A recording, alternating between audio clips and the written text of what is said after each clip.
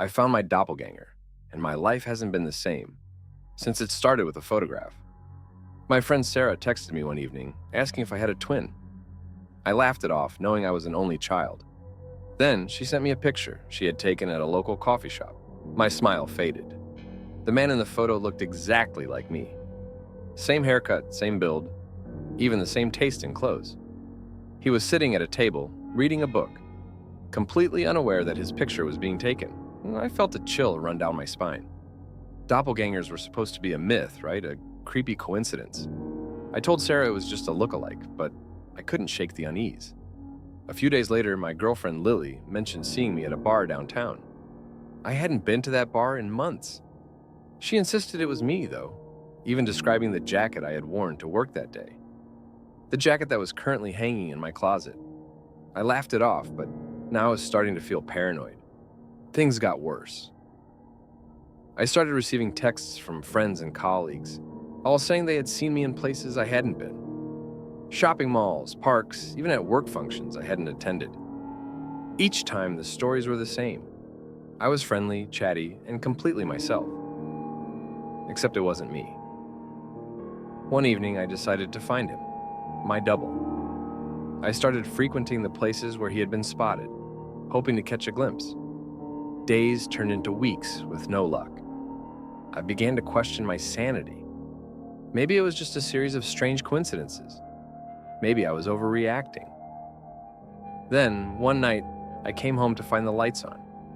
I distinctly remembered turning them off before leaving. My heart pounded as I crept inside, fearing an intruder. But the apartment was empty.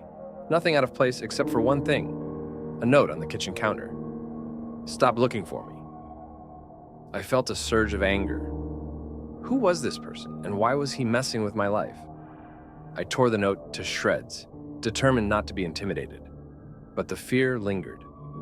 Someone who looked exactly like me had been in my home. Someone who knew I was looking for him.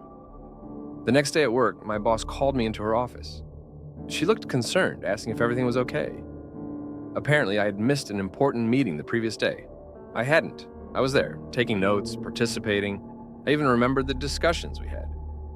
But she insisted I wasn't. That night, I set up a camera in my living room, hoping to catch my doppelganger in the act. I barely slept, jumping at every noise, every creak of the floorboards. In the morning, I checked the footage. It showed me, walking into the apartment, looking around, and then leaving again. Except I hadn't come home until much later. My doppelganger was real, and he was living my life. I started to lose track of what was real and what wasn't. Friends would ask about conversations I didn't remember having, places I didn't remember going. I began to isolate myself, fearing that I was losing my grip on reality. One evening, while staring at my reflection in the bathroom mirror, I noticed something. A small scar above my eyebrow. I had gotten it in a bike accident when I was 12. I realized that if this imposter looked exactly like me, he must have that scar too. It was a small detail, but it was something only someone who had lived my life would have. Determined to confront him, I went to all the places he had been seen, asking around, showing the photographs Sarah had taken. Finally, a barista recognized him and mentioned he was a regular, always coming in around the same time each week.